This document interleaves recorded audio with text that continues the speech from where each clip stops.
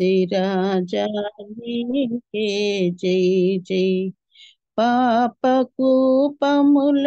పడి ఉన్నా నన్ను చూచి చేయి చాచి, నన్ను చూచి చేయి చాచి చక్కగదరికి చేర్చితివి, చక్కగదరికి చేర్చితివి. జై జై యేసురాజా, జై జై రాజాధిరాజా నీకే జై జై. ప్రార్థన చేస్తున్నాం. స్తోత్రం ప్రభా, పుష్కరానికి వందనాలు, స్తోత్రాలు, స్తుతి స్తుతి స్తుతి స్తుతి మహిమ ఘనత తండ్రి నీకే చెల్లును గాక. కృపా సత్య సంపూర్ణ, అది అంతం లేనివాడ, అద్భుతకరుడ, ఆశ్చర్యకర్త, బలవంతుడైన గొప్ప తండ్రి, సమాధానకర్త, నీకు స్తోత్రాలు, వందనాలు, స్తుతి నాయన. మరి ఒక ఉదయ కాలాన నా తండ్రి, వర్చువల్ ప్రేయర్ ఫెలోషిప్ ద్వారా నా తండ్రి మేమందరం కూడి వచ్చుటికి ఇచ్చిన కృపను బట్టి వందనాలు, స్తోత్రాలు, స్తుతి చెల్లిస్తూ ఉంటున్నాం. నిన్ను ఆరాధిస్తున్నాం, నిన్ను స్తుతిస్తున్నాం, ఘనపరుస్తున్నాం, మహింపరుస్తూ ఉంటున్నాం నాయన. జీవం గల నా ప్రభా, ఈ సమయంలో నా తండ్రి మరి నీ పరిశుద్ధ వాక్యము వినుటకు నా తండ్రి మేము చేరవచ్చి ఉంటున్నాం. మీకు స్తోత్రాలు చెల్లిస్తుంటున్నాం నాయన. మరి వాక్యం చెప్పబోచుంటున్నా సిస్టర్ రూపా సుహాసిని గారిని బట్టి ప్రార్థిస్తున్నాం నాయన. మీ సులవ చాటున మరుగుపరిచి ఆమెను మీ బూరగా వాడుకొని నా తండ్రి నా ప్రభా, మా ఒక్కొక్కరితో అవసరమైన వాక్యాన్ని నా తండ్రి మాకు బోధించమని బ్రతిమాలు వేడుకుంటున్నాం. వినగల చెవులను, గ్రహించగల హృదయాన్ని నా తండ్రి మీరే మాకు అనుగ్రహించండి. మీ పరిశుద్ధాత్మను మాలో మా చుట్టూ ఆవరింప చేసి నడిపించగలంతలకై వేడుకుంటున్నాం నాయన. ఇంకా ఎంతమంది అయితే నా తండ్రి జాయిన్ కాలేకపోయి ఉంటున్నారో, చేతమైతే నా ప్రభా జాయిన్ సహాయం దయచేయమని ప్రార్థిస్తున్నానయ్యా. జాయిన్ అయిన వారిని బట్టి నీకు వేలాది కోటి స్తోత్రాలు. నా తండ్రి బోధింపబడుచున్న వాక్యము వృధా అయిపోకున్నట్టు, వ్యర్థమైపోకున్నట్లు నాయన మా హృదయపూర్వకంగా మేము విని గ్రహించి అనుసరించి నడుచుకొనుటకు నీ కృప దయచేయమని, వాక్యాన్ని ఖచ్చితంగా నా తండ్రి మేము గైకొని వారముగా ఉండునట్లు కృప దయచే సహాయం దయచేయమని, నీ కృప చొప్పున మమ్మల్ని నడిపించమని, నీ చిత్తమైతే నా తండ్రి మేము నిత్య జీవంలో చేరగలిగే అనుభవం నా తండ్రి మాకు ఒక్కొక్కరికి అనుగ్రహించి నడిపించగలందులకై వేడుకుంటూ ప్రార్థన ప్రభైన క్రీస్తే స్నాం పేరిట అడిగి వేడుకొని ప్రార్థిస్తున్నాం తండ్రి. ఆమేన్. ఆమేన్.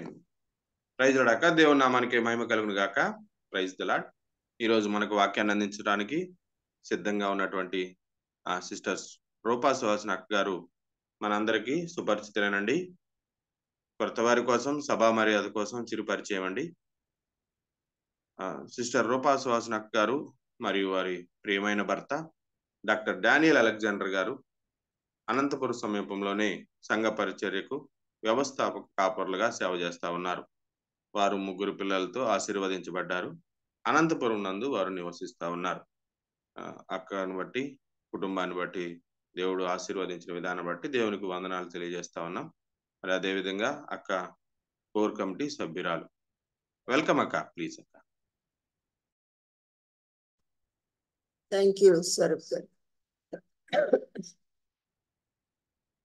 ఈ ఉదయకాల సమయంలో కూడి వచ్చిన ప్రియులందరికీ కూడా యేసుక్రీస్తు నామంలో శుభములు, వందనాలు చెల్లిస్తున్నానండి. మరి ఈరోజు వాక్యాన్ని ధ్యానించక ముందు ఒక విషయాన్ని మీతో పంచుకోవాలని ఇష్టపడతాను. ఇప్పుడు ప్రపంచంలో ఉన్న బానిసత్వం అనేది ఇప్పుడు ఉందా మన ప్రపంచంలో, ఈ ఆధునిక ప్రపంచంలో?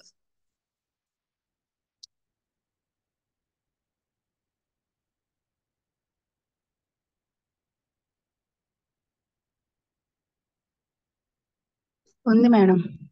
ఉందక్క, కానీ రూపం మార్చుకుందక్క. ఎలాంటి బానిసత్వం మీకు మీరు ఎరుగుదురు? పాపానికి బానిసత్వం.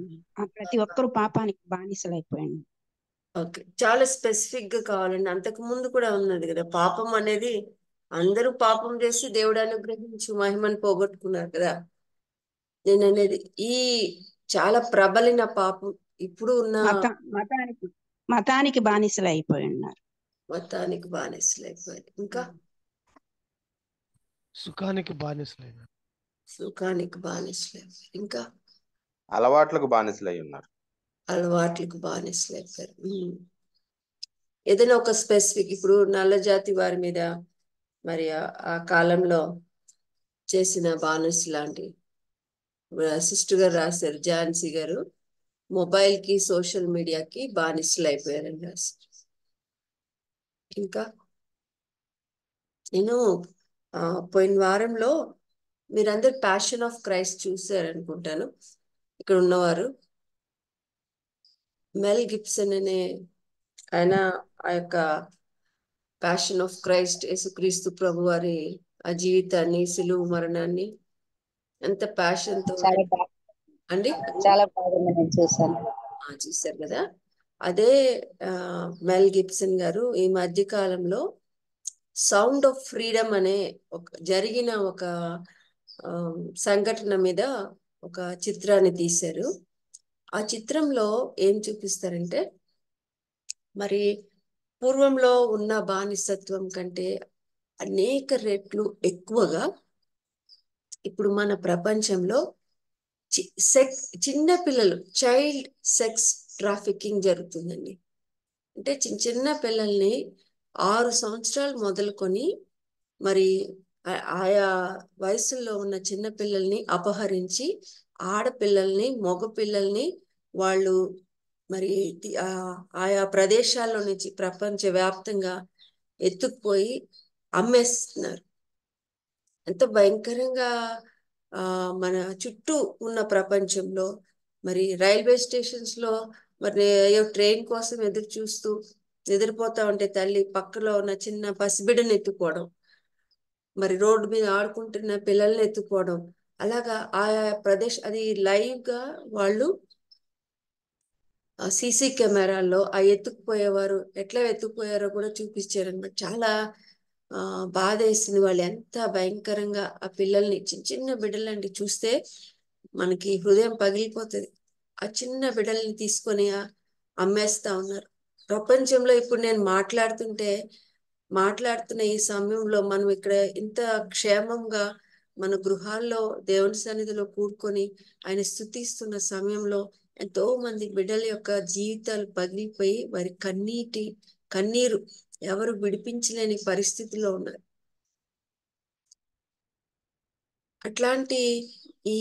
ఇలాంటి పరిస్థితిలో అన్నిటికంటే ఎక్కువ అగ్ర రాజ్యం అని పిలువబడుతున్న అమెరికా దేశంలో ప్రబలిపోయిందనమాట. వాళ్ళు సంవత్సరానికి 150 బిలియన్లు ఈ యొక్క భయంకరమైన ఈ వృత్తి మీద సంపాదిస్తా ఉన్నారు. ఎందుకు మన దేశంలో కూడా అంత భయంకరంగా ఉంది ఈ పరిస్థితి. బీహార్ అనే ప్రదేశంలో రక్సోల్ అనే ఒక ప్రాంతంలో ఒక మిషన్ హాస్పిటల్ ఉందన్నమాట. అక్కడ మన మధ్యలో వాక్యం పంచుకోవడానికి వచ్చే విజయకాంత్ గారి వైఫ్ అక్కడ ఈ కమ్యూనిటీ హెల్త్ మధ్యలో పనిచేస్తారు, కమ్యూనిటీ హెల్త్ డాక్టర్ గా. అక్కడ ఉన్న పేదవారు ఏం చేస్తారంటే వాళ్ళ యొక్క బిడ్డల్ని అమ్మేసుకుంటా ఉంటారు. అమ్మేయడమే, ఎవరో ఎత్తుపోవడం కాదు. అలాంటి ప్లేసెస్ లో వాళ్ళ దగ్గరికి వెళ్ళి వాళ్ళు మరి దేవుని యొక్క సువార్తని మరి వారికి వెల్లడి చేస్తూ మరి చాలా మందిని అలా కాకుండా చిన్న బిడ్డల్ని కాపాడడానికి చాలా క్రైస్తవ సంస్థలు, మళ్ళీ స్వచ్ఛంద సంస్థలు కూడా కానీ చాలా కొద్ది మందే అనుకుంటున్నాను నేను, వాళ్ళు ప్రాణాలకి తెగించి మరి వారి జీవితాన్ని సమర్పించి వాళ్ళ కొరకు చాలా మరి ప్రయాసపడుతూ ఉన్నారు. ఈ యొక్క జరిగిన కథలో ఒక పోలీస్ ఆఫీసర్ గారు వాళ్ళు ఏం చేస్తారంటే ఈ పిల్లల్ని తీసుకెళ్లి ఇలాగ అమ్మేయడమే కాదు, ఒక్కొక్క బిడ్డని రోజుకి 10 సార్లు అమ్ముతారంటండి. అలాగా ఎంత భయంకరం. అమ్మడమే కాదు, ఆ బిడ్డల మీద మళ్ళీ ఈ యొక్క పోర్నోగ్రఫీ లాగా తీసి మళ్ళీ కొన్ని వెబ్సైట్స్ లో పెడతారంట.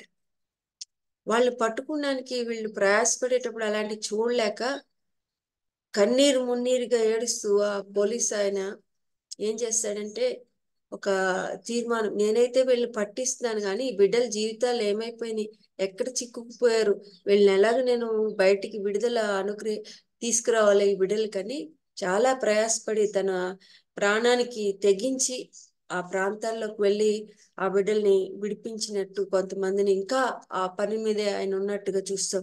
కానీ చాలా తక్కువ శాతం విడిపించబడిన వారు, విడుదల పొందిన వారు ఇంకా అనేక మంది అలా ఉన్నారు. మనం మన కుటుంబాల కొరకు ఎంత మరి పట్టుదలతో మనం దేవుని సన్నిధిలో ప్రార్థన చేస్తున్నామో, అలాగే సంఘముగా ఇది మన బాధ్యత. దేవుడు అంటాడు ఒక మాట, మనందరికి తెలిసిన వచనమే, బండ సందుల్లో ఎవరు నిలబడతారు? యెహెజ్కేలుకు రాసిన గ్రంథంలో యెహెజ్కేలు భక్తుడు అంటాడు, ఎంతమంది మనము ఆ బండ సందుల్లో నిలబడి ఇంత భయంకరమైన దుర్మార్గతం జరుగుతుంటే మనం ప్రార్థన చేయడానికి ఇష్టపడుతున్నాం అని ఒకసారి జ్ఞాపకం చేసుకోవడానికి ఇష్టపడతాం. బండ సందుల్లో నిలబడినప్పుడు చాలా మరి మనకు కూడా ఆ యొక్క ఇదంతా ఈవిల్ చూస్తున్న మనుషుల కంటే ఎక్కువగా మరి అపవాది దురాత్మల సమూహం తంత్రములు అవన్నీ వాడి మరి ఈ చిన్న బిడ్డల జీవితాలని విచ్ఛిన్నం చేసేసి గాయపరిచి వాళ్ళ యొక్క ఆత్మలు కూడా నశించిపోవడానికి వారి శరీరాలతో పాటు ఎంత ట్రామా అండి. ఒకవేళ రక్షించబడి విడుదల పొందినా కూడా వాళ్ళు ఎంత ట్రామాని అనుభవిస్తారు ఆ బిడ్డలు. ఒక్కసారి ఊహిస్తే చాలా బాధ అనిపిస్తుంది. అసలు మరి అది అది చూస్తున్నప్పుడు ఆ బాధని అవన్నీ చూసినప్పుడు చాలా భయం వేసిపోయింది. అస్సలు మనం ఎక్కడున్నాం, do we know what is happening around us, మన చుట్టూ ఏం జరుగుతుందో తెలుస్తున్నా, అన్నిటికంటే ఎక్కువైన దుర్మార్గం జరుగుతుంటే మనం అస్సలు ఏమి మనకు కాదులే, మనం బాగున్నాం చాలు అన్నట్టుగా జీవించేస్తున్నామా, లేకపోతే బాధ్యతగా ప్రార్థన చేస్తున్నామా దేవుని సన్నిధిలో? ప్రార్థన చేయడానికి స్పెసిఫిక్ గా ప్రార్థన చేయడానికి ఇష్టపడదామండి, జనరల్ గా కాకుండా స్పెసిఫిక్ గా ఆ ఏరియాస్ ని దేవుని సన్నిధిలో మన వ్యక్తిగత ప్రార్థనలో మన యొక్క ఇలా కూడుకున్నప్పుడు అట్లీస్ట్ కొన్ని దేవుని సన్నిధి just a prayer will set them free. మనం ఇంతమంది హృదయపూర్వకంగా పట్టుదలతో దేవుని సన్నిధిలో ప్రార్థించినప్పుడు మనకి ఆయా పరిస్థితులు దేవుడు మనకు ఇంతమంది మరి ప్రార్థనా పరులని దేవుడు ఇచ్చాడు. ఇక్కడ మనం వారి కొరకు ప్రార్థించడానికి ఇష్టపడదాం. వారి మధ్యలో దేవుని యొక్క గొప్ప రక్షణ, విడుదల, విమోచనతో పాటు అలాంటి కార్యాలు చేసిన దుష్టులు వారి దుష్టత్వాన్ని వీడి దేవుని తట్టు తిరిగే మనసు కొరకు ప్రార్థన చేద్దాం పట్టుదలతో. తప్పకుండా దేవుడు ఆ తల్లిదండ్రులు పోగొట్టుకున్న వారి దుఃఖము, వారి కన్నీరు చూస్తున్నారని నేను నమ్ముతున్నాను. మనకు కనిపించట్లేదేమో వారు ఎక్కడున్నారో, కానీ దేవుని హృదయం ఎంత దుఃఖపడతా ఉంటది అలాంటి స్థితిలో చిక్కుకుపోయిన బిడ్డల్ని బట్టి. అది ఆడపిల్లలని లేదు, మగ పిల్లలని లేదు, చిన్న చిన్న పిల్లలందరినీ కూడా ఎంత పర్వర్షన్ వచ్చేసింది, పాపము ప్రబలి విస్తరించిపోతుంది. జ్ఞాపకం చేసుకున్నానికి మన ప్రార్థనలో ఇష్టపడదాం. ఈరోజు మరి మేము 116వ కీర్తనని ధ్యానం చేసుకున్నామండి. 116వ కీర్తన 116 సాంగ్.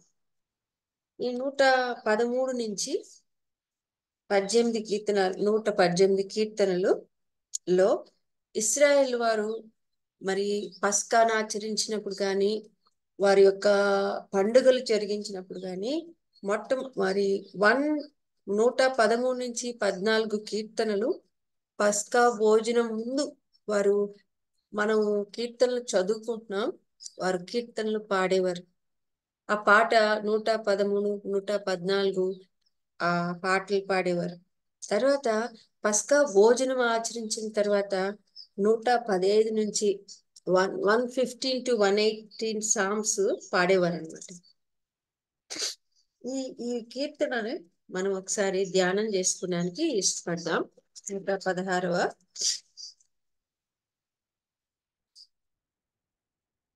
కీర్తన అందరూ మరి ఉత్తర ప్రత్యుత్తర రీతిలో చదువుకోవడానికి ఇష్టపడదాం.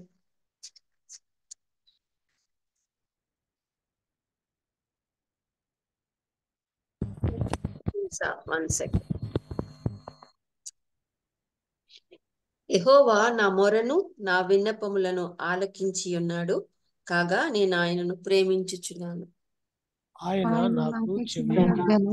కావున కావున నా జీవితకాలం అంతయు నేను ఆయనకు మొరపెట్టుదును. మరణ బంధములు నన్ను చుట్టుకొని ఉండెను, పాతాళపు వేదనలను పట్టుకొని ఉండెను, శ్రమయు దుఃఖమును నాకు కలిగెను. అప్పుడు యెహోవా దయచేసి నా ప్రాణమును విడిపించమని యెహోవా నామమును బట్టి నేను మొరపెట్టుదును. యెహోవా దయాళుడు నీతిమంతుడు, మన దేవుడు వాత్సల్యం గలవాడు. యెహోవా సాధువులను కాపాడువాడు ఉండగా ఉండగా నన్ను రక్షించెను. నా ప్రాణమా యెహోవానికి క్షేమం విస్తరింప చేసి ఉన్నాడు, తిరిగి నీ విశ్రాంతిలో ప్రవేశింపుము.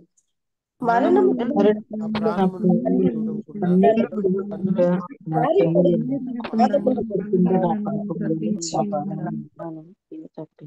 సజీవులున్న దేశంలో యెహో సన్నిధిని నేను కాలం గడుపుదును. నేను అలాగు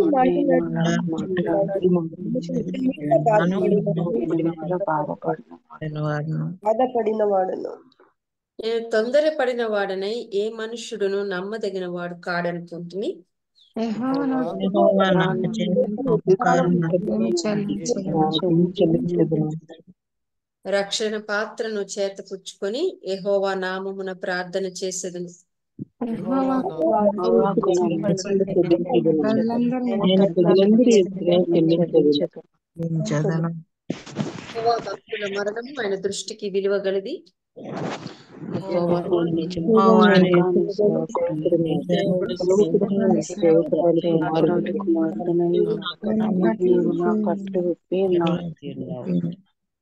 నీవు నా కట్లు విప్పి ఉన్నావు, నేను నీ కృతజ్ఞతార్పణ అర్పించెదను. యెహోవా నామమున ప్రార్థన చేసి ఆయన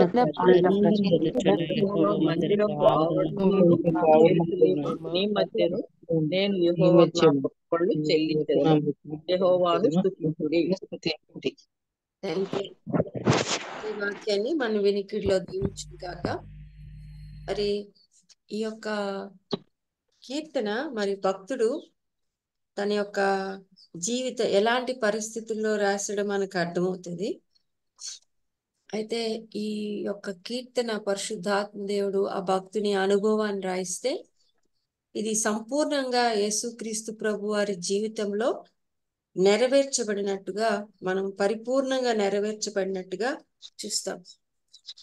యేసయ్య తన అప్పగింపబడే రాత్రి, ఆ రాత్రి రోజు మరి తన చుట్టూ ఉన్న తన యొక్క శిష్యులతో కూడా ఆ యొక్క గెత్సెమనే తోటకి వెళ్ళక ముందు ఆ పస్కా ఆచరించిన తర్వాత మనకి కీర్తనలో మరి చక్కగా స్పష్టంగా రాయబడి ఉంటుంది. ఎక్కడ రాయబడి ఉంటుందంటే మత్తయి సువార్త 26వ అధ్యాయం 30వ వచనం.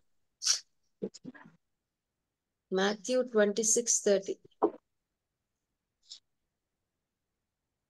ఎవరైనా త్వరగా తీసి 26వ అధ్యాయం 30వ వచనం.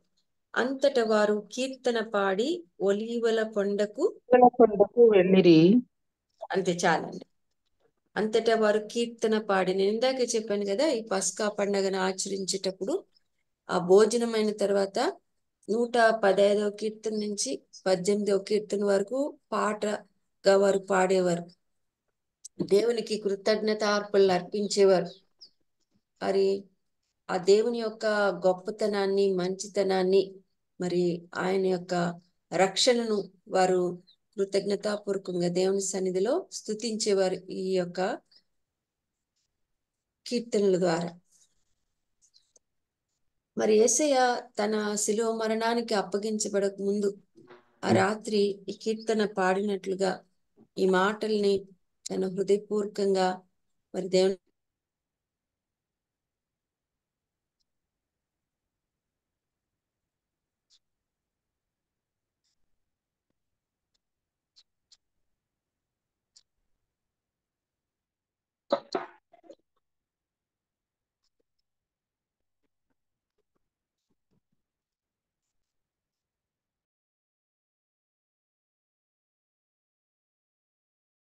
ఒక క్షణం పోయింది కదండి వాయిస్. అవునక్క. ఓకే.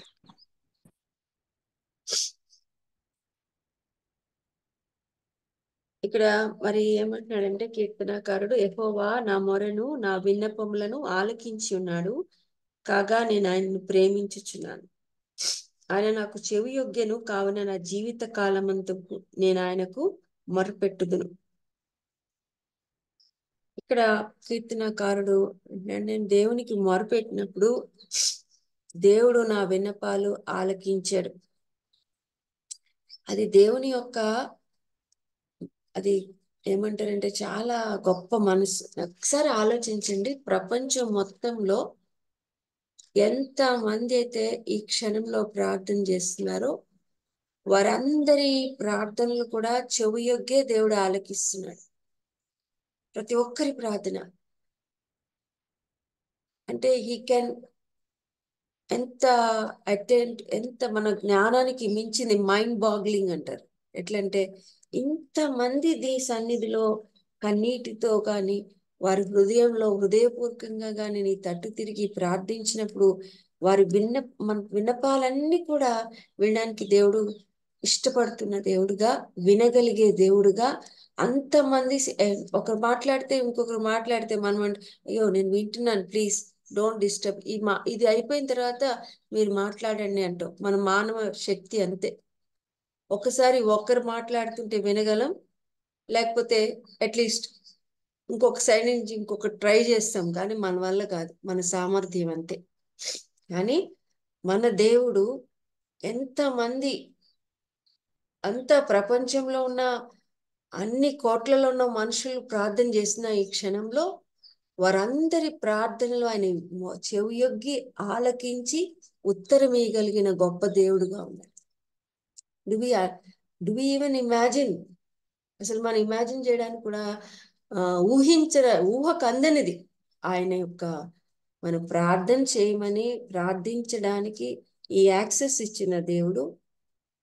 ప్రతి ప్రార్థన కూడా కొన్నిసార్లు కొన్ని ప్రార్థనలు మనం రోజు ఇలాగే ఉన్నాయి అన్నా కొంచెం వినడానికి వెనక అని చేస్తాము, కానీ పరలోకమందున్న మన దేవుడు చెవియొగ్గి ఆలకించే దేవుడుగా ఉన్నట్టుగా ఈ కీర్తనాకారుడు ప్రార్థనలో మనం చూస్తున్నాం.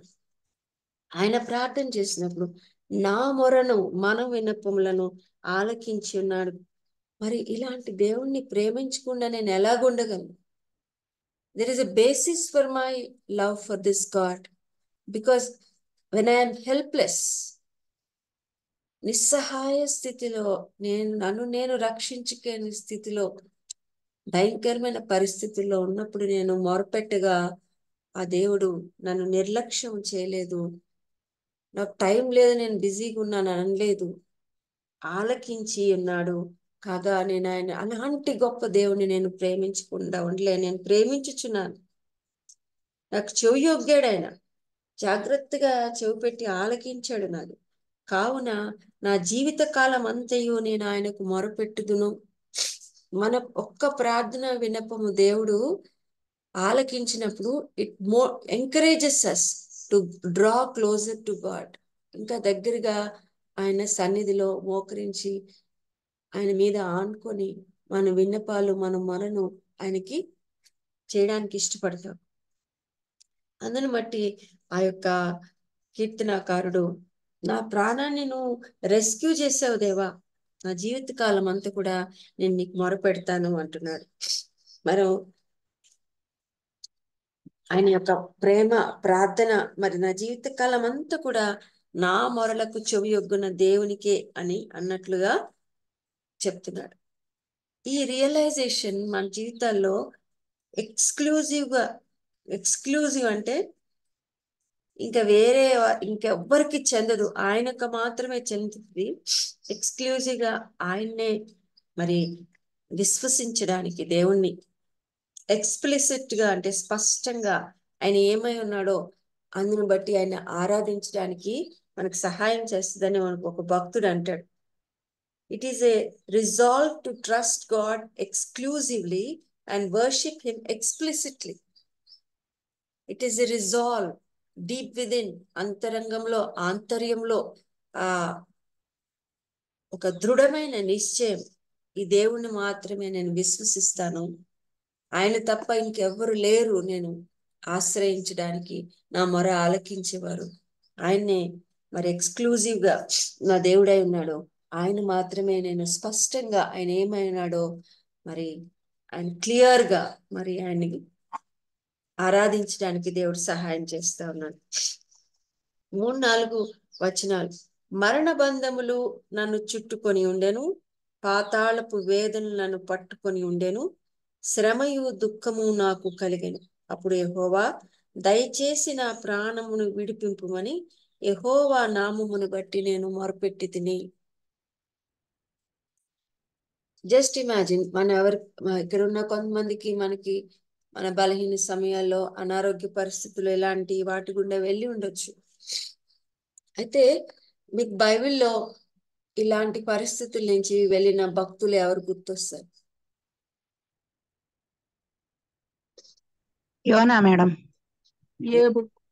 యోబు. ఇంకా అండి?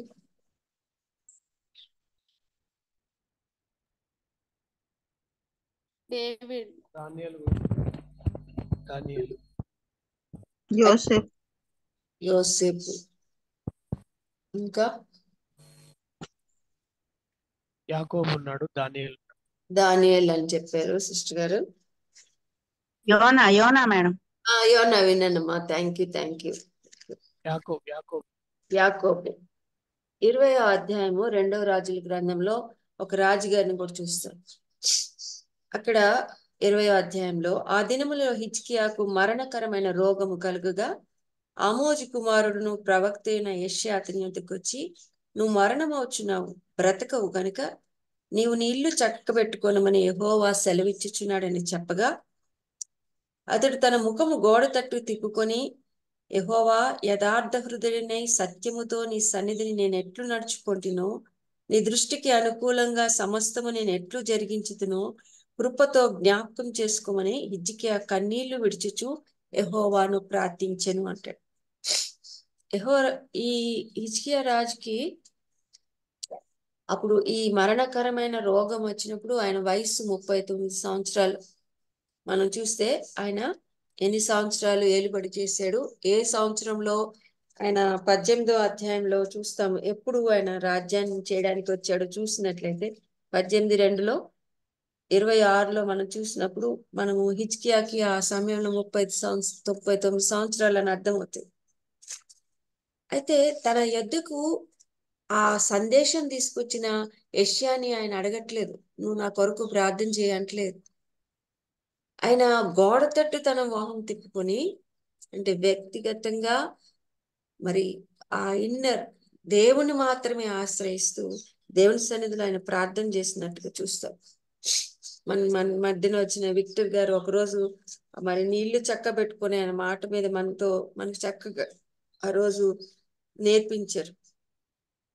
అయితే ఆయన ముఖము గోడ తట్టు తిప్పుకొని ఏమని ప్రార్థన చేస్తాడు? యెహోవా, యథార్థ హృదయుడనై సత్యముతో నీ సన్నిధిని నేను ఎట్లు నడుచుకుంటున్నావు, నీ దృష్టికి అనుకూలంగా సమస్తము నేను ఎట్లు జరిగించుతున్నావు కృపతో జ్ఞాపకం చేసుకోమని హిజ్కియా కన్నీళ్లు విడిచుచు యెహోవాను ప్రార్థించాడు. మనందరికీ తెలుసు, ఇంకా యెషయా భక్తుడు వెళ్ళిపోలేదు, ఇంకా అక్కడే ఉన్నాడు. తన యొక్క ఆ టైంలో దేవుని యెహోవా వాక్కు తిరిగి మరి యెషయాకు వచ్చి, తిరిగి వెళ్ళి చెప్పు హిజ్కియా రాజు నేను బాగు చేస్తానని మరి ఆ సూచన కూడా ఇచ్చినట్టుగా మనకు తెలుసు. అలాగే ఈ కీర్తన మరి 18వ అధ్యాయంలో కూడా దావీదు కూడా మరణ పాశములు నన్ను చుట్టుకొని ఉండగను, పాతాళపు వేదనలు నన్ను పట్టుకొని ఉండగను అనే మాట రాసి, అంటే దే హ్యావ్ లిటరల్లీ మరి వారి జీవితాల్లో ఆ భయంకరమైన పరిస్థితిని ఎదుర్కొన్నారు. యేసుక్రీస్తు ప్రభు వారు ఆ యొక్క కీర్తన పాడుతున్నప్పుడు మన మరణం ఒక్కటే అనుభవించేది. ఆయన లోకమంతటి పాపం కొరకు నా శిక్ష అయిన ఆ భయంకరమైన మరణాన్ని, ఆ మరణ బంధములు అంటే యూ కెన్ ఇమాజిన్, ఏ వ్యక్తికి ఎప్పుడు లేనంతగా, ఏ వ్యక్తి అనుభవించలేనంతగా ఎక్స్పోనెన్షియల్ గా యేసుక్రీస్తు ప్రభువారు ఆ మరణ బంధములు తను చుట్టుకొని ఉండగా, పాతాళపు వేదనలను పట్టుకొని ఉండెను, శ్రమయు దుఃఖము నాకు కలిగెను. అప్పుడు యెహోవా దయచేసి నా ప్రాణము విడిపింపమని యెహోవా నామం బట్టి నేను మొరపెట్టి తిని అంటే. చాలా మంది యేసుక్రీస్తు ప్రభువారు ఆయన దేవుడు కదా కాబట్టే ఆయనకి అంత శ్రమ పొందలేదేమో అన్నట్టుగా మాట్లాడుతూ ఉంటారు కొంతమంది తెలియని వారు, బైబిల్ అంతా చదవకుండా దేవుని యొక్క ఎప్పుడు ధ్యానించని వారు. కానీ ఆయన ఒక చక్కటి మాట హెబ్రీ పత్రికలో ఆ గ్రంథకర్త రాస్తాడనమాట. యేసు పరిశుద్ధాత్మ దేవుడు మరి రాయిస్తాడు ఆ మాటలు. 5వ అధ్యాయం మనకు తెలియాలని యేసయ్య 5వ అధ్యాయము హెబ్రీలకు రాసిన పత్రిక 7వ వచనంలో, శరీరధారి అయి ఉన్న దినములలో మహారోదనముతోను కన్నీళ్లతోను తను మరణము నుండి రక్షింపగలవానికి ప్రార్థనలను యాచనలను సమర్పించి భయభక్తి కలిగి ఉన్నందున ఆయన అంగీకరింపబడెను అనే మాట చూస్తాం. యేసుక్రీస్తు ప్రభు వారు 100% గాడ్, 100% హ్యూమన్ బీయింగ్ అని తెలుసు మనకి. సంపూర్ణమైన మానవుడు, సంపూర్ణమైన దైవత్వం కలిగిన వారు యేసయ్య. ఆయన మరి మహిమనొక్కటే విడిచిపెట్టి ఆ యొక్క దైవమైన ఆయన మన శరీరాన్ని ధరించి, ఆయన అవతారం కాదండి, మానవ అవతారం కాదు, శరీరధారి అయి శరీరాన్ని ధరించి ఉన్న దినాల్లో ఏమంటాడు, మహారోదనంతో. అంటే వి కాంట్ ఈవెన్ ఇమాజిన్. మన జీవితంలో మరి రోదన తెలిసేమో కానీ మహారోదన మనకు తెలుసని నాకైతే తెలియదు. తెలిసిన వారు ఉంటారు చాలా మంది. మనం ఇందాక మాట్లాడుకున్న బిడ్డలు చూసి అది నిజంగానే ఎవరు తీర్చలేని దుఃఖం, గ్రీఫ్ అంటారండి దాన్ని, గ్రీఫ్ అంటారు. అది దుఃఖం కంటే ఎక్కువ. కన్నీళ్లతోను తన్ను మరణము నుండి రక్షింపగలవానికి. జస్ట్ ఇమాజిన్, ఆయనకి తెలుసు యేసుక్రీస్తు ప్రభు వారికి నశించిపోయిన వారిని వెదకి రక్షించడానికని మనుష్య కుమారుడి లోకానికి వచ్చాడని ఆయనకు తెలుసు. ఆయన మరణించడానికే మనందరికి పర్పస్ స్టేట్మెంట్ ఏంటి, ఒక చూస్తే మన యేసయ్య మన కొరకు ప్రాణం పెట్టడానికే ఈ లోకంలో పుట్టాడు. అయితే ఈ మరణం అనేది ఎంత మరణ భయము మానవుల నుంచి తప్పించడానికి ఇదే హెబ్రీలకు రాసిన పత్రికలో అంటాడు 2వ అధ్యాయంలో 14వ వచనం 15వ వచనం 2 కలిపిన. ఎవరైనా చదువుతారని తీసినవారు.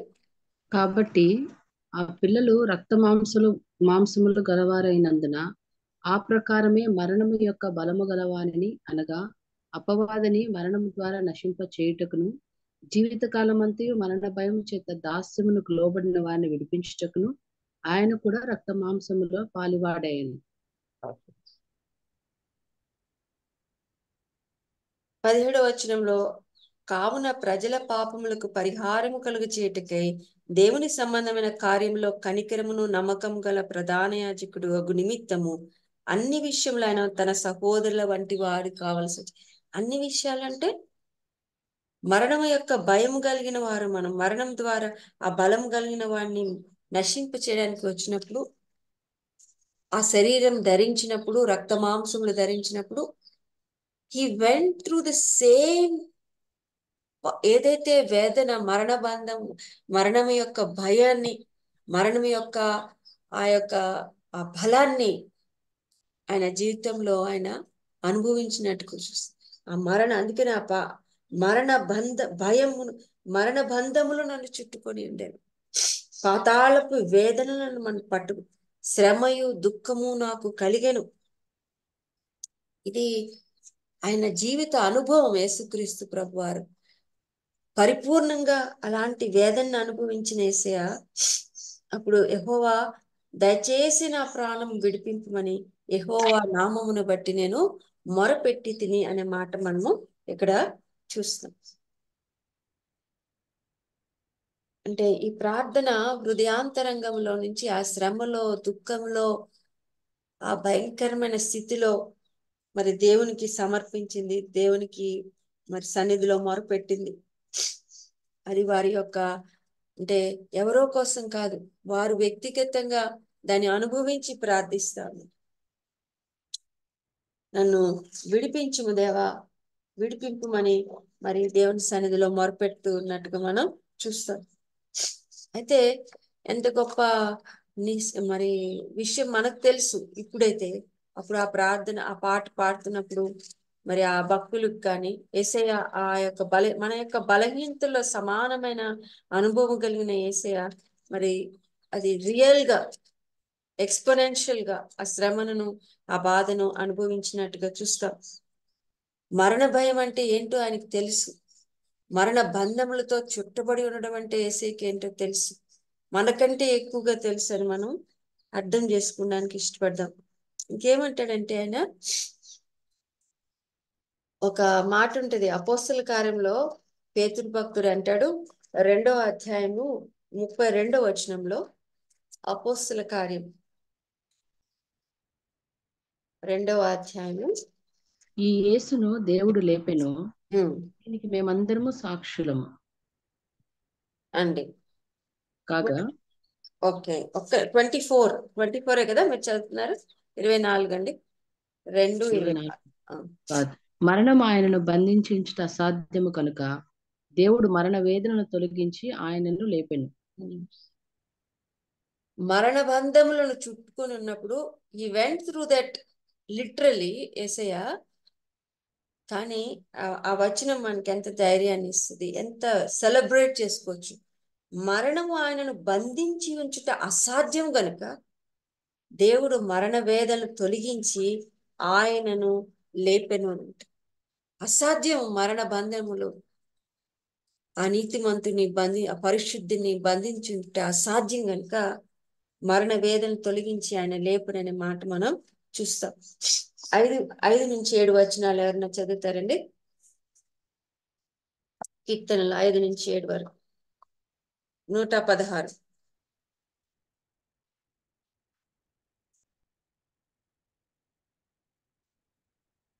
యెహోవా దయాళుడు, చదండి అమ్మ.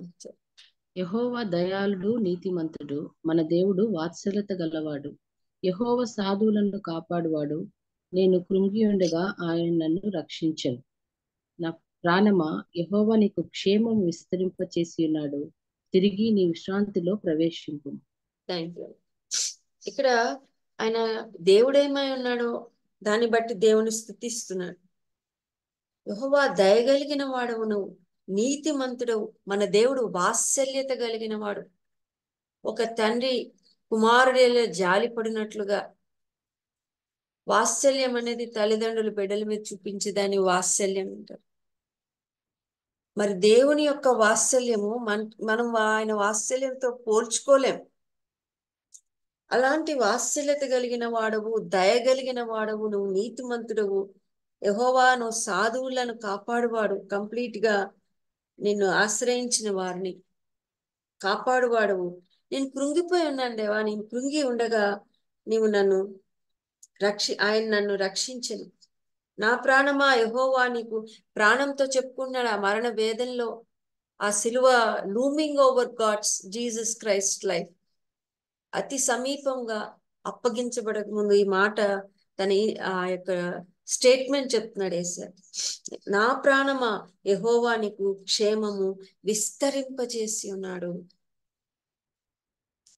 కనుక తిరిగి నీ విశ్రాంతిలో ప్రవేశింపమని తన ప్రాణంతో చెప్పుకుంటున్నట్టుగా కనిపిస్తుంది. అంటే యేసుక్రీస్తు ప్రభువారు ఆ శిలువ మరణానికి, ఆ మరణ వేదనలో, ఆ బంధకాల్లో ఉన్నప్పుడు కూడా ఈస్ టెస్టిఫైయింగ్, సాక్ష్యం ఇస్తున్నాడు తన నోటి ద్వారా దేవుడేమై ఉన్నాడని, ఆయన దయగలిగిన వాడని, నీతిమంతుడని, ఆయన మరి ఎంతో వాత్సల్యత కలిగిన దేవుడుగా ఆయన గురించి సాక్ష్యం ఇస్తూ ఏమంటున్నాడంటే, మరి తప్పకుండా నా దేవుడు కాపాడుతాడు నన్ను, నేను కృంగి ఉండగా ఆయన నన్ను రక్షిస్తాడు అని తన ప్రాణముతో నా ప్రాణమా యెహోవా నీకు క్షేమం విస్తరింపజేసి ఉన్నాడు, తిరిగి నీ విశ్రాంతిలో ప్రవేశించుమంట.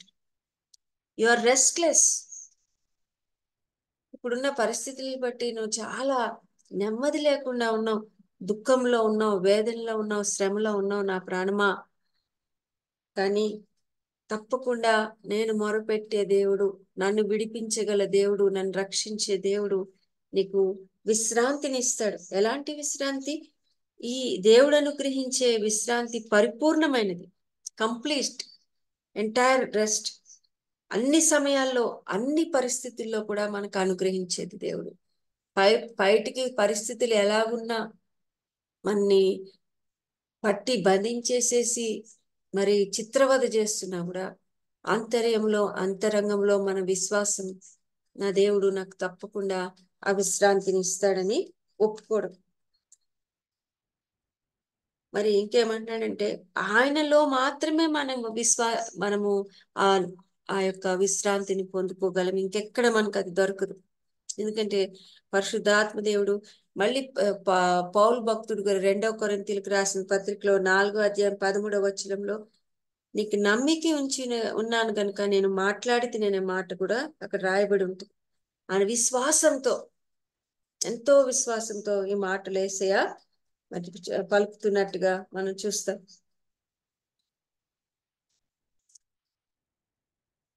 కిందకి వస్తామండి. 8వ వచనం నుండి, మరణము నుండి నా ప్రాణమును, కన్నీళ్లు విడవకుండా నా కన్నులను, జారి పడకుండా నా పాదములను నువ్వు తప్పించి ఉన్నావు.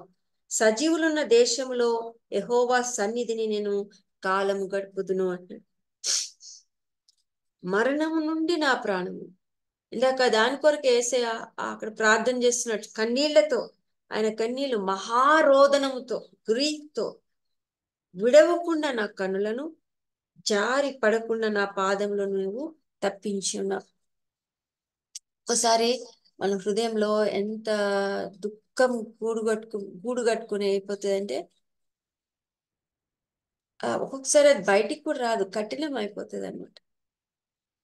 పరిశుద్ధాత్మ దేవుడు మన దగ్గరికి వచ్చి దాని నుంచి కూడా రిలీజ్ అవసరం మనకు. ఒక్కొక్కసారి జస్ట్ ఆయన తాకిడి చాలండి, ఇట్లా జస్ట్ తాకితే చాలు, ఆ దుఃఖం అంతా కూడా బయటకు వచ్చేస్తుంది. ఇట్స్ హీలింగ్ అస్, మన స్వస్థపరుస్తుంది అది. చాలాసార్లు మీకు అందరికి ఆ అనుభవం ఉండుండొచ్చు. ఇక్కడ అనేక మంది ఆ శ్రమల గుండా వెళ్ళారు కాబట్టి డీప్ విదిన్ మన రోదనను ఆయన అర్థం చేసుకోగలడు, ఆ గ్రీఫ్ని అర్థం చేసుకోగలడు సార్. ఎందుకంటే అంతకంటే ఎక్కువగా ఆయన శిలువ మరణంలో మనందరి బదులుగా చనిపోయినప్పుడు అనుభవించినట్టుగా చూస్తున్నాం. సజీవులున్న దేశంలో యెహోవా సన్నిధిని నేను కాలం గడుపుదును. నేను అలాగూ మాట్లాడి నమ్మిక ఇంచి తిని నేను మిగుల బాధపడిన వాడని.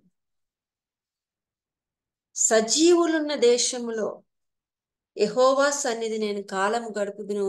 నేను దీని నుంచి వెళ్ళిన తర్వాత దేవుడు నన్ను తప్పక రక్షిస్తాడు అని యేసయ్య విశ్వసించిన మాట్లాడుతున్నట్టుగా చూస్తాం. ఇంకెంత గొప్ప సంతోషం. సజీవులు ఉన్న దేశంలో యెహోవా సన్నిధిలో ఆయన ఉండడమే కాదండి, నీవు నేను ఆయన సన్నిధిలో సజీవులుగా దేవుని సన్నిధిలో ఇప్పుడు ఉండడమే కాదు, ఇంకా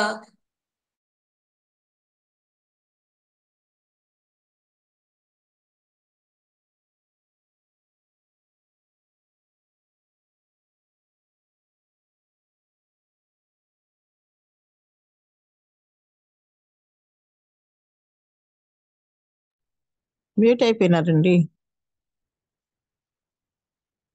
హలో,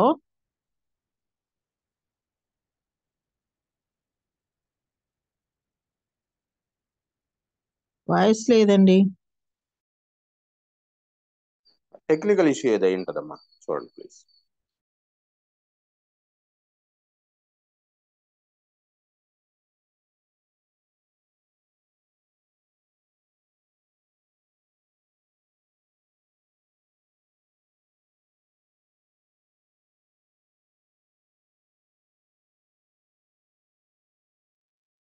చాలా టైం పోయిందండి.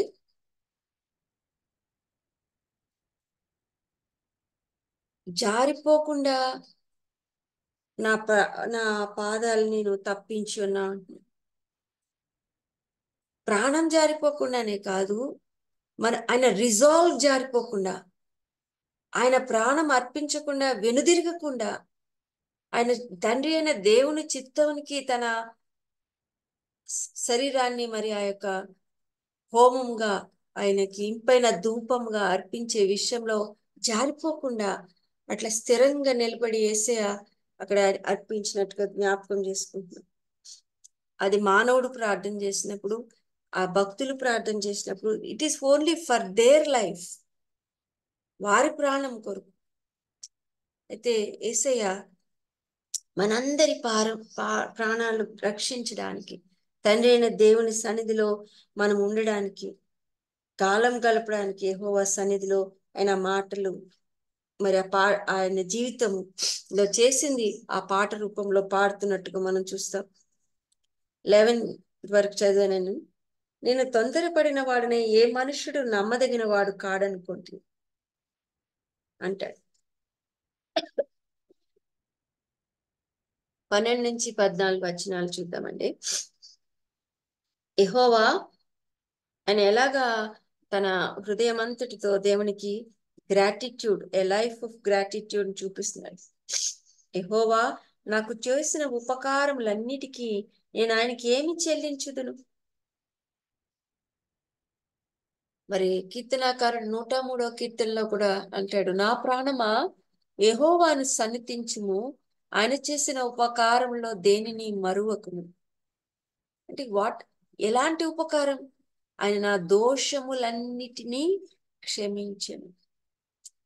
ఆయన మన దోషములన్నిటినీ క్షమించడేశారు. నా దోషములన్నిటినీ, లోకంలో ఉన్న ప్రతి వారి దోషమును ఆయన అంగీకరించినారో మరి ఆ సత్యం తెలుసో తెలీదో, ఇంకా వాళ్ళు తెలియని పరిస్థితిలో దేవుడిచ్చిన గొప్ప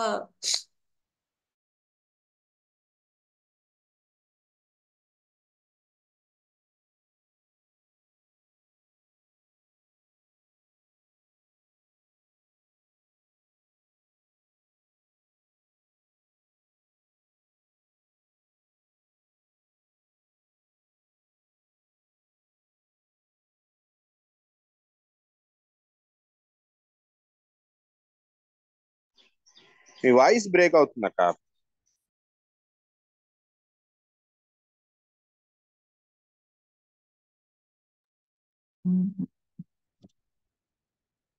మ్యూట్ అయిపోయినారు. ఓకే అక్క, ప్లీజ్ వినిపిస్తుంది.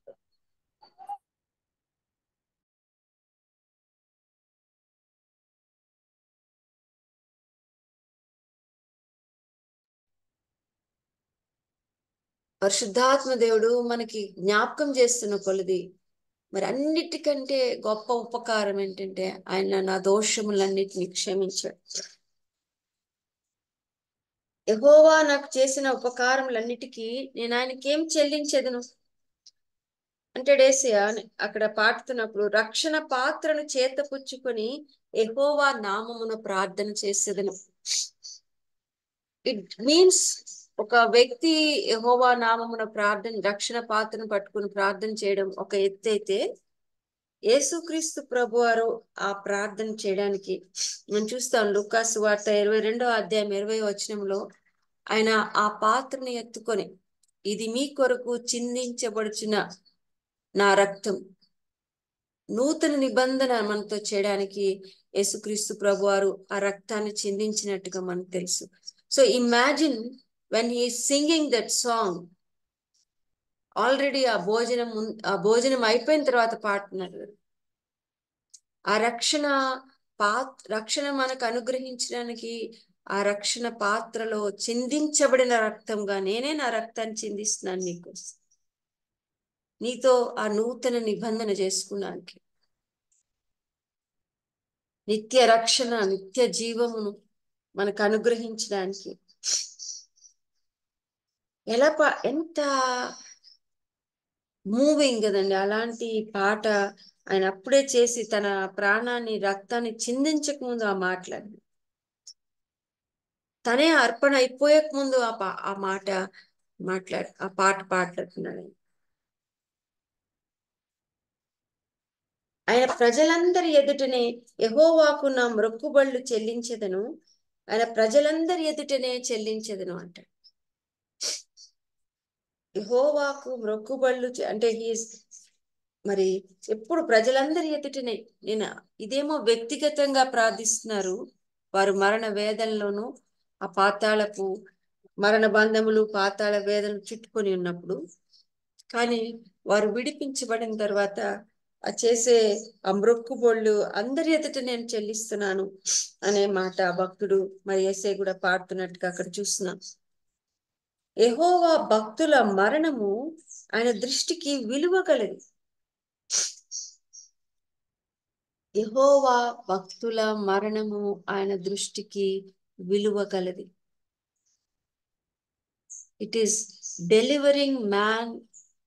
ఎవరైతే రక్షణ ఆయన విశ్వసించారో ఆ మరణము డైరెక్ట్ గా ఆయన సన్నిధికి మనం చేరుస్తుంది.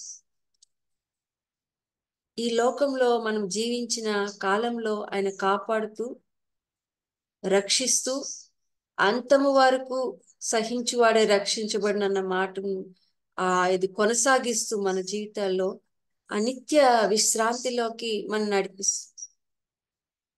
ఎలాంటి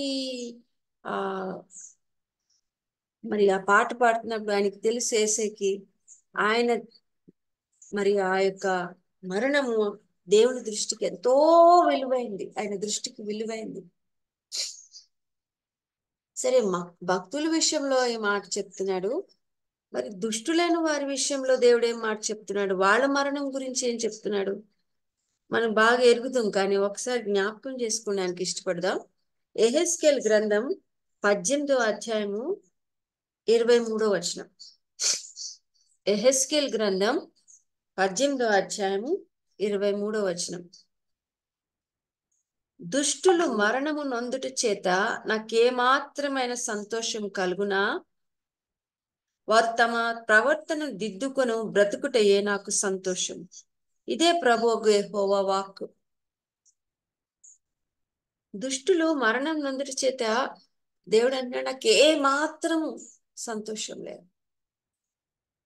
వారు తమ ప్రవర్తనను దిద్దుకుని బ్రతుకుటయే నాకు సంతోషం. ఇదే ప్రభువు యెహోవా వాక్కు అంటాడు.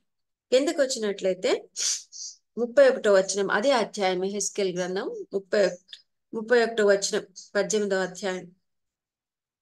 మీరు జరిగించిన అక్రమ క్రియలన్నిటినీ విడిచి నూతన హృదయమును నూతన బుద్ధియు తెచ్చుకోండి. ఇశ్రాయేలులారా మీరెందుకు మరణము నొందుదురు? ఇదే ప్రభువు యెహోవా వాక్కు. మరణము నొందువాడు మరణము నొందినట్టు బట్టి నేను సంతోషించు వాడను కావున మీరు మనసు త్రిప్పుకొనుడి, అప్పుడు మీరు బ్రతుకుతురు. ఇదే ప్రభువు యెహోవా వాక్కు. ఎంత స్పష్టంగా దేవుని యొక్క హృదయాన్ని మనకు బయలుపరుస్తున్నాడు ఈ ప్రవక్త. మరి దానికంటే మిన్నగా యేసుక్రీస్తు ప్రభువారు ప్రాణం అర్పించడం ద్వారా ఇంతమంది మరి లోకమంతా దుష్టత్వంతోనే నిండిపోయింది, అక్రమముతోనే నిండిపోయింది. అందరు కూడా తమ మరి యెషయా భక్తుడు అంటాడు కదా, చాలా క్లియర్ గా చెప్తాడు, మనం ఎవ్వరము నీతిమంతులుగా కానప్పుడు, మనం ఈ పరిస్థితుల్లో ఉన్నప్పుడు మరి ఏమంటాడు, మన 6వ వచనము 53 యెషయా గ్రంథం మనందరికి తెలిసిన అధ్యాయమే 53:6. మనందరము గొర్రెల వలె త్రోవ తప్పిపోతిమి, మనలో ప్రతివాడు తనకిష్టమైన త్రోవ తొలిగెను. ప్రతివాడు అన్నాడు, కొంతమంది కూడా యెహోవా మన అందరి దోషము అతని మీద మోపెను. That is the heart of God. అందరూ ఆ దోషము చేసిన వారు కూడా నశించిపోకూడదు, మరణిస్తే నాకు ఇష్టం లేదు, రక్షించబడాలి. మరి ఆ దోష శిక్ష నుంచి ఎవరు తప్పించలేరు కనుక ఆయనే మన కొరకు ఆ బలి అయిపోవడానికి తన కుమారుని, మన ఒక్కడే ఉన్న కుమారుని అర్పించడానికి ఇష్టపడ్డాడు. ఆ యొక్క సత్యంతో ఆయన ఏమంటే యెహోవా భక్తుల మరణము ఆయన దృష్టికి ఎంతో విలువగలది అంటున్నాడు. So we can go in peace. మరి ప్రతి పుట్టిన వ్యక్తి గిట్టవలసిందే అండి. మనందరి యొక్క మరి దినములు లెక్కించబడి ఉన్నాయి, ఆయన గ్రంథంలో లిఖించబడి ఉన్నాయి.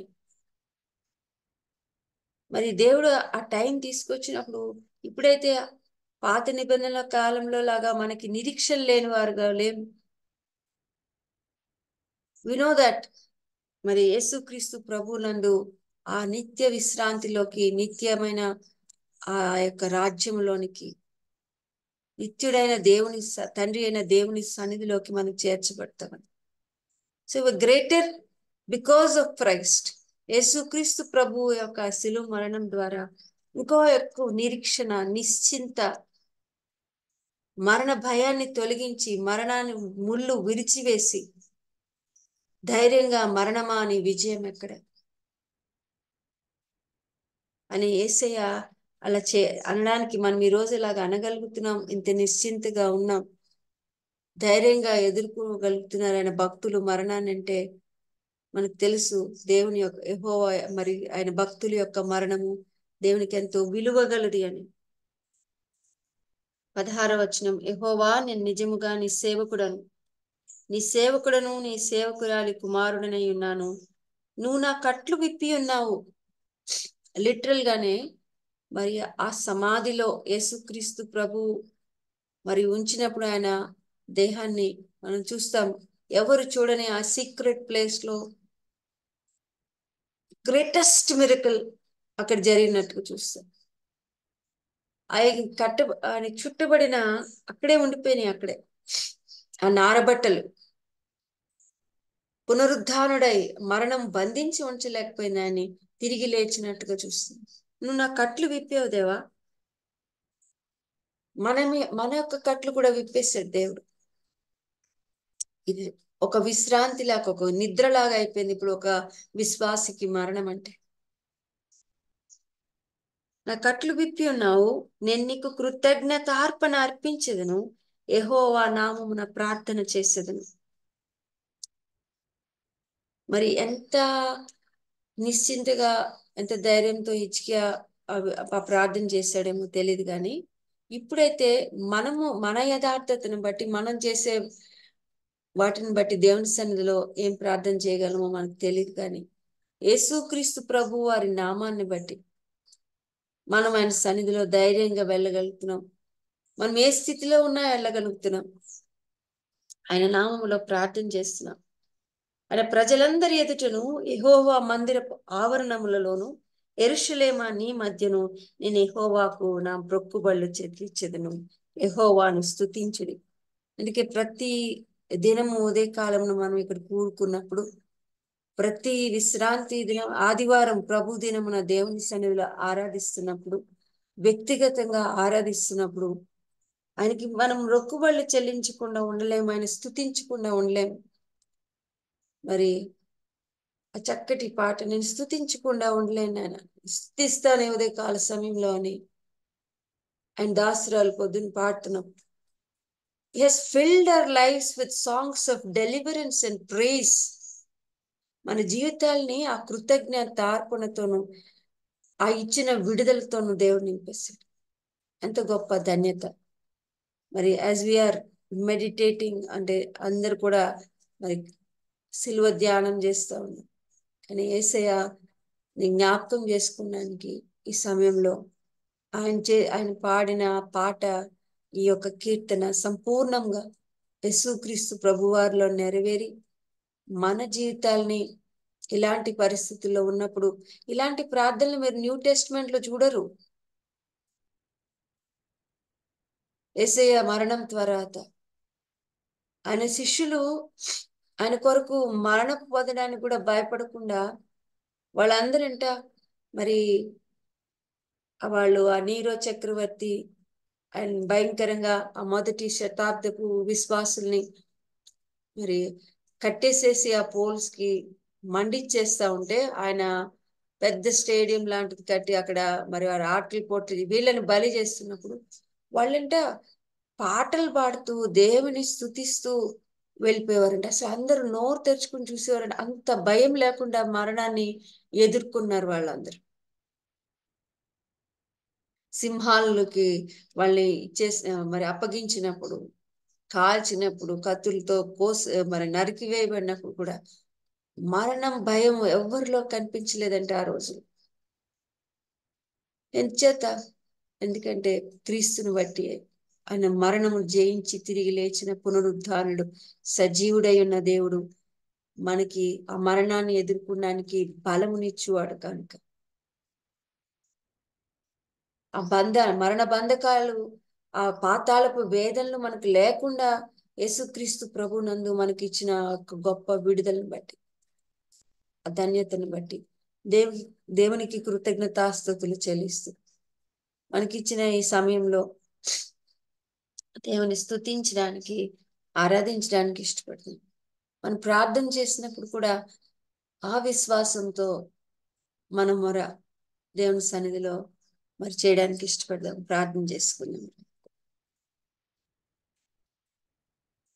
పరిశుద్ధుడైన మా తండ్రి అయిన దేవ,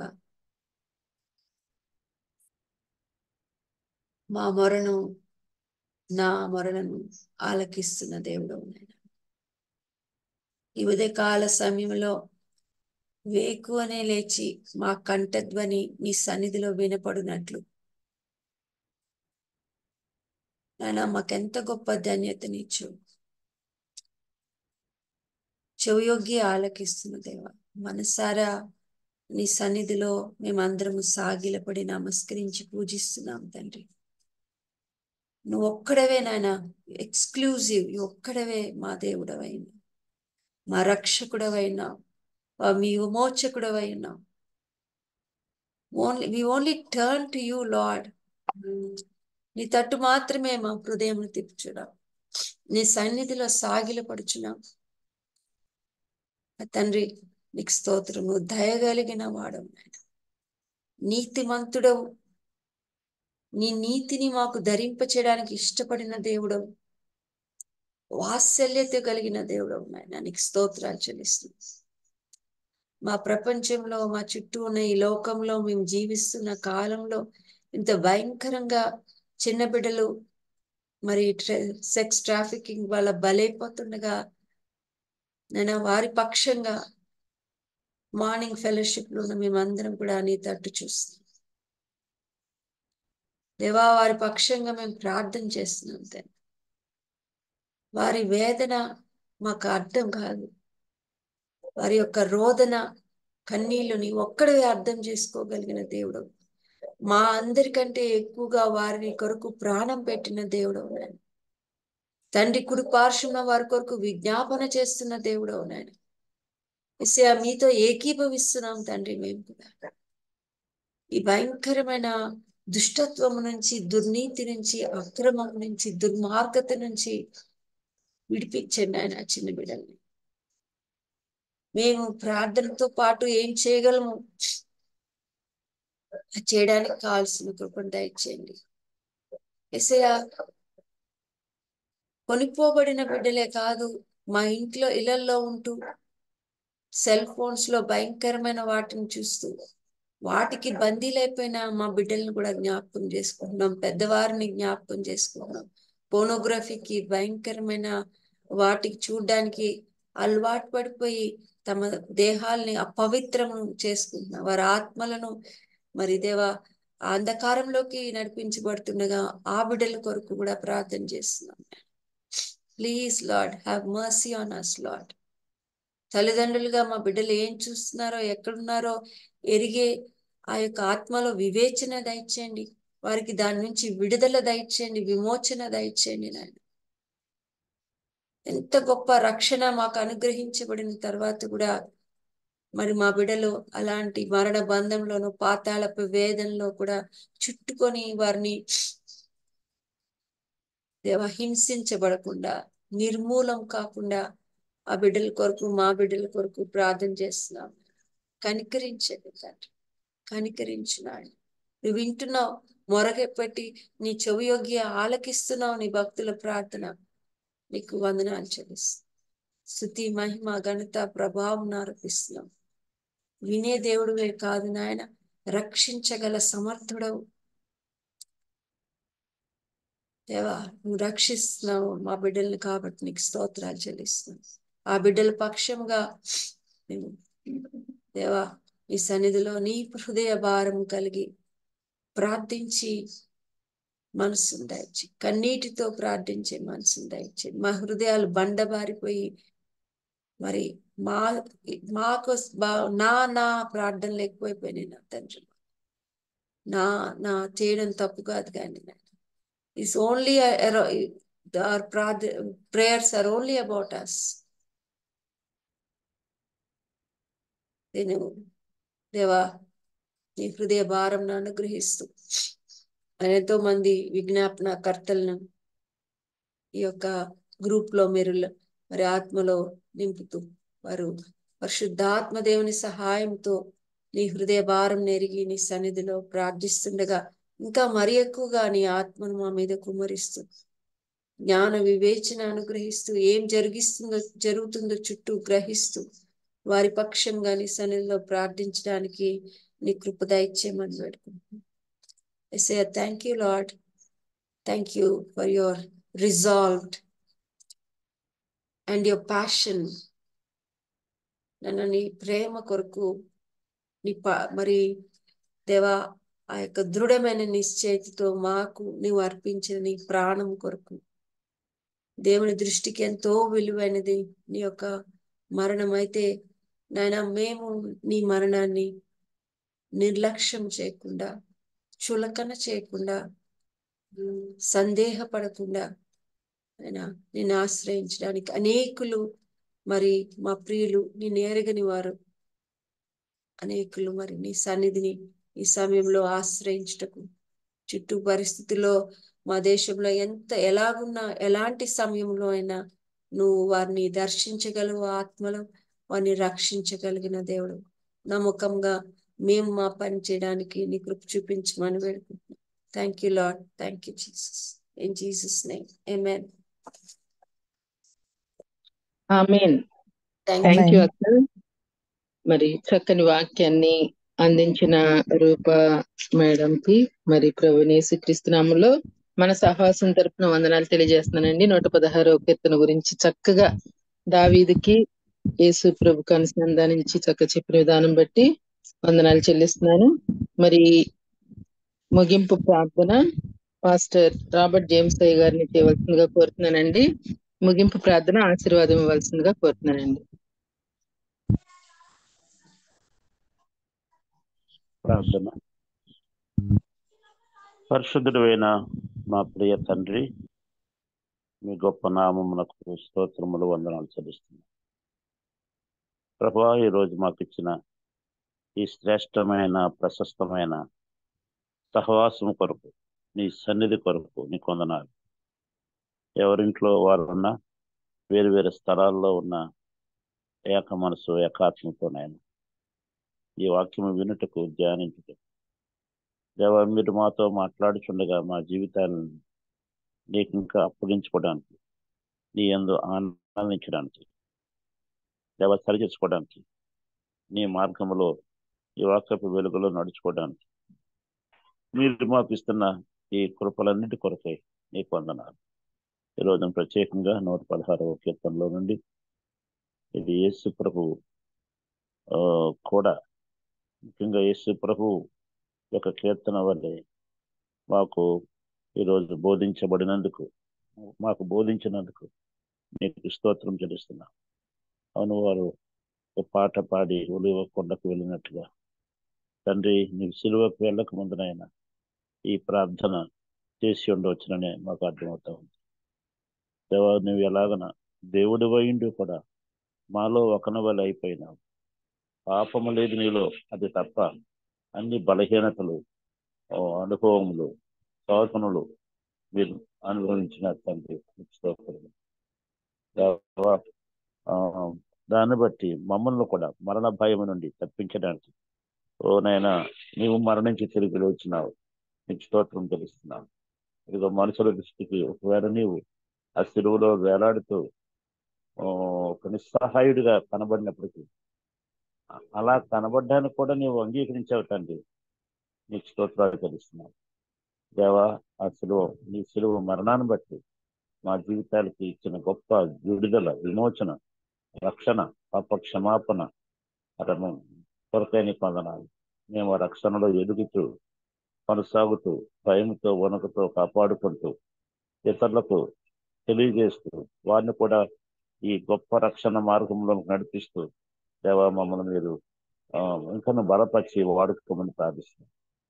ఈరోజు మమ్మల్ని అందరినీ నీ వాక్యం ద్వారా బలపరిచినందుకు వాక్యం ఇచ్చిన సేవకురాలను ఇంకా బలపరిచి అనేక కుటుంబాల యొక్క విడుదల దీవెన కొరకై మీరు ఇంకా కృపవిస్తారంగా వారికి మాకందరికి అనుగ్రహించి మనం ప్రార్థిస్తాం. ఇటు ఫెలోషిప్ కొరకు, వర్చువల్ ప్రేయర్ ఫెలోషిప్ కొరకై మరొకసారి నీకు స్తుతులు చెల్లిస్తూ మా ప్రియ ప్రభువును మా రక్షకుడైన యేసుక్రీస్తు వారి పరిశుద్ధ నామములో ప్రార్థించి స్తుతించి గణపరిచి వేడుకొనిచున్నాను మా తండ్రి. పరలోకమందున్న మా తండ్రి, నీ నామము పరిశుద్ధపరచబడునుగాక, నీ రాజ్యము వచ్చునుగాక, నీ చిత్తము పరలోకమందు నెరవేర్చినట్లు భూమి యందు నెరవేరునుగాక. మాకు కావలసిన ఆహారం దయచేయము, మా యెడల అపరాధము చేయువారిని క్షమించుము, మా అపరాధములను క్షమించుము, ఎందుకంటే రాజ్యం, శక్తి, మహిమ నిరంతరం మా తండ్రి. ఇప్పుడు మన తండ్రి అయిన దేవుని ప్రేమ, మన ప్రభువైన యేసుక్రీస్తు వారి కృప, పరిశుద్ధాత్మ యొక్క నడిపింపు సన్నిధి విస్తారంగా దేవుడు మనందరికీ అనుగ్రహించును గాక. ఆమేన్. ఆమేన్. థాంక్యూ. థ్యాంక్ యూ పాస్టర్ గారు. మరి వాళ్ళకి మళ్ళించిన అక్కకు కూడా వందనాలు తెలియజేస్తున్నాను. మా పాస్టర్ గారి వందనాలకు. మరి ఈ వీడియోస్ అన్ని యూట్యూబ్ లో అవైలబుల్ గా ఉంటాయండి. బాబీ రత్నాకర్ అని యూట్యూబ్ లో టైప్ చేస్తే వస్తుందండి. దయచేసి మీకు వీలున్నప్పుడు వినాల్సిందిగా క్రొత్త వారిని కూడా జాయిన్ చేయవలసిందిగా ఆహ్వానిస్తుంది. ఇంతటితో ఈ రోజు ముగించుకుందాం. హ్యావ్ ఎ నైస్ డే అండి. Thank you.